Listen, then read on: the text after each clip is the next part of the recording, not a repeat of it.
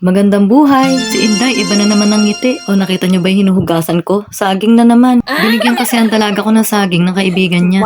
Kaya itong mimeriendahin namin ngayon. Hinugasan ko munang mabuti kasi galing pa yan sa puno. Tapos inilaga ko. Gagawa kasi ako ng banana con yelo. Okay na tong saging, malambot na. At syempre, aalisan natin to lahat ng balat. Ang bilis talaga kumilos sa video, no? Tapos na agad. Binili din ako ni best friend ng sago. At pagkahugas ko nito, inilaga ko na din. First time ko magluto ng sago. Sana tama yung ginagawa ko. Nilagyan ko na din to ng asukal para may lasa. At nung malambot na yung sago, nilagay ko na yung saging na nilaga. Dinamihan ko talaga yung syrup kasi mahilig kami sa syrup. Ibinili din ako ni best friend ng banana essence. Nakakasarap to kasi to sa minatamis na saging. Luto na po ang aking minatamis na saging at sago. Hindi ko po alam pero bakit ang hilig-hilig ko talaga sa saging. Kahit merienda, saging pa din. Malalaki po yung mga baso kong nakuha kaya yan. Hindi ko naman pwedeng punuin. Baka di maubos ng mga bata. 2 baso na lang muna yung nilagyan ko kasi wala pa naman yung mga bata dito. Kami na lang muna ang titikim kung masarap pa to. Pagkatapos malagyan ng saging, yelo naman. Nukpok lang po itong yelo na to kasi wala naman akong panggadgad ng yelo. At syempre, ang magpapasarap dito, ang gatas. Tara na guys, merienda na tayo. Sarap nito. O paano guys, sa susunod na lang ulit ha. See you, bye!